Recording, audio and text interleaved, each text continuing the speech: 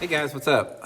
Welcome back here to today's edition of the Fishing Teacher, and really appreciate you guys coming by the channel to spend some time with me today. Got a good video for y'all.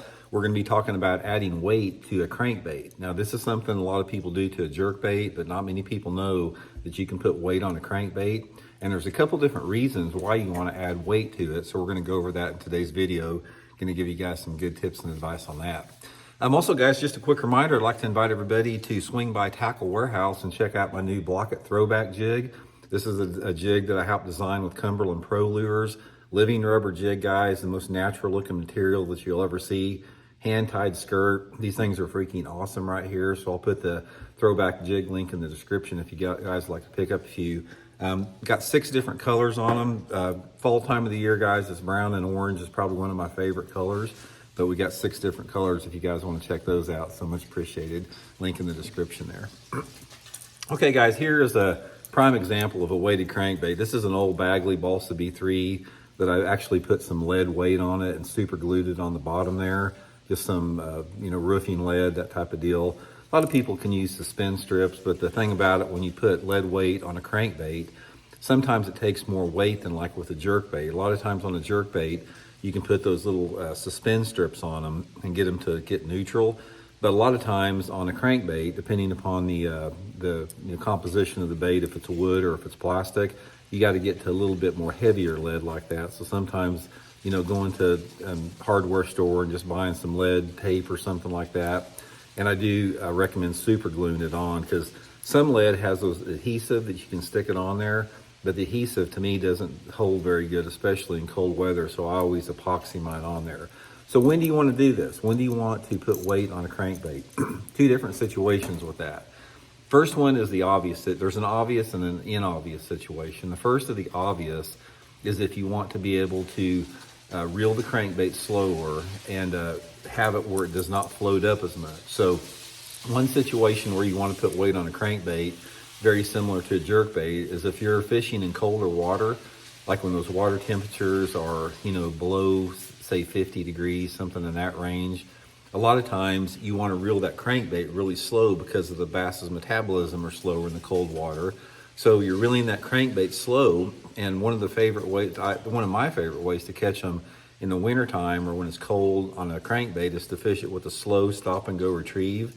And if you add weight to the bottom of the crankbait, you can fish that crankbait slow and you can stop it without it floating up.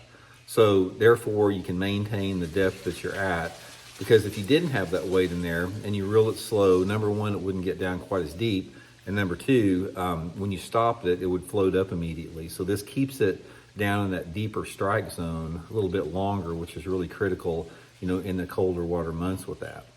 The other time that you want to, actually 2 other times, the other time that you want to use lead on it is if you need to make a super long cast. Sometimes, like in clear water, even if you're fishing a crankbait real fast in warmer water situations, putting a little weight on the bottom of there makes sure you can throw it a little bit further, you can get it farther out there, which means it can get deeper. And that is the second thing that you need to remember when it works really good, is you can add lead to a crankbait like that, and you can get the bait significantly deeper than if you didn't have that. Now, say for example, I've got probably, this is about, I'm gonna guess, 1/4 to 3/8 ounce piece of lead on the bottom of this Bagley here. And if I make a long cast with this thing when it's weighted, number one, I'm gonna get more distance out of it, and the longer distance you get with the cast, the deeper your baits go, because it has more time in the water.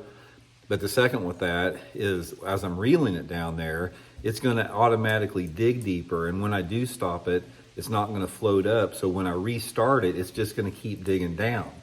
If I didn't have the lead on there, I'd reel it down like this, stop it, it would float up, I'd reel it down more, and I'm gonna cut down the depth that I can attain by half. So if I have lead on it where it's suspended or even sinking, I can reel it down there, stop it, and it's not gonna float up. I keep reeling, it keeps getting deeper. So you can take like a square bill crankbait and put a lead weight on it, which this bait would normally run probably 4 foot deep on maybe 15 pound test line. If you put lead weight on it and made a longer cast and didn't have it float up, you could probably get this bait down into that 7 foot zone. So it gets significantly deeper with lead weight on it. But anyway, guys, it's just a modification that people don't do much anymore. You don't hear people talking about it. But I do use lead on crankbaits a lot. I mean, in a lot of my fishing, and it's not just for cold water. There's other situations where it works good too. There's really not a crankbait out there that you cannot add lead to. You can do it on a square bill, you can do it on a shad wrap, you can do it on a flat side crankbait, you know, deep diving crankbait, you can put lead on it. And I know there's some guys that will take a deep diving crankbait, like a DD22 or something that runs 15, 20 foot deep, and they put lead on it, a lot of lead on it, where the bait actually sinks slowly. And they can throw it out there, reel it down 5 or 6 cranks, and let it count down, count the crankbait down, and they can get a crankbait down super deep as you want to, because it'll sink. So that's just another thing to use with your creativity and imagination. So anyway, guys, hope it helps out. We'll talk later.